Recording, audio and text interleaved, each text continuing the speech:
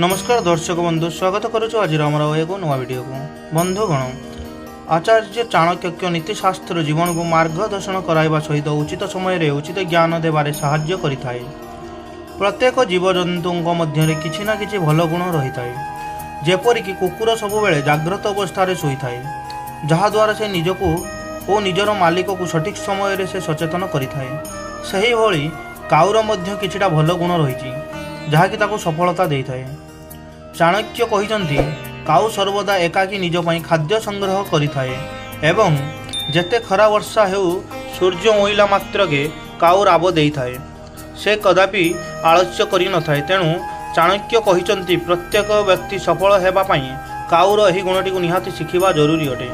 तेणु मनीष जदि खरा वर्षा को वृक्षेप करी सकाळ हेबा मात्रके निजर कर्मपथरे आगेई जीव तेबे से जीवन में कदापि हारिब नाही किंबा असफल हेब नाही। कहीं चाणक्य नीति रे मनीष को तार आलस्य आगक बढ़ा दे न थाए। माँ लक्ष्मी सर्वदा परिश्रमी व्यक्ति उपरे संतुष्ट होती एवं अलसुआ व्यक्ति उपरे असंतुष्ट होती। तेणु जो व्यक्ति अलसुआ से सर्वदा कांगाल अवस्था रही था एवं ता निकटरे कदापि धन रुहे ना। काउर आउ गोटे अभ्यास है से कदापि क्या शीघ्र विश्वास करे ना। एभली कि तार भोजन को मध्य से मनुष्य शीघ्र क्या विश्वास करने उचित नुहे। जय जगन्नाथ।